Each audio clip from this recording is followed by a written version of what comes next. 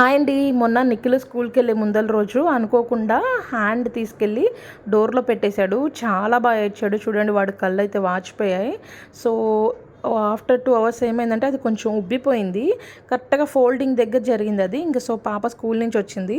School నుంచి వచ్చినప్పుడు చెప్తున్నాను, చూడమ్మా అన్నయ్య చూసుకోకుండా హ్యాండ్ డోర్లో పెట్టేశాడని చెప్పి. పాపకి ఏడుపు వస్తుంది, మీరు దాని కళ్ళు అబ్జర్వ్ చేయండి. బట్ అదైతే అన్నయ్య ఏం వదిలే నేను ఇక్కడే ఉన్నానని చెప్తుంది. దానికి 5 ఇయర్స్ కూడా లేవు, బట్ వాడికి అంత ధైర్యాన్ని ఇస్తుంది. ఇలా చూస్తే నాకు చాలా ముచ్చటగా ఉంది. అందుకనేనేమో పెద్దవాళ్ళు ఎవరికైనా సరే 2 పిల్లలు ఉండాలి అని అంటారు.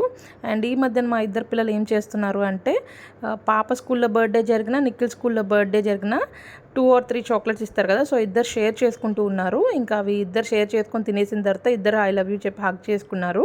అండ్ ఎవ్రీ సాటర్డే కిడ్స్ ఇద్దరికి హెడ్ బాత్ చేయించి దేవుడి దగ్గర బొట్టు పెట్టిస్తాను.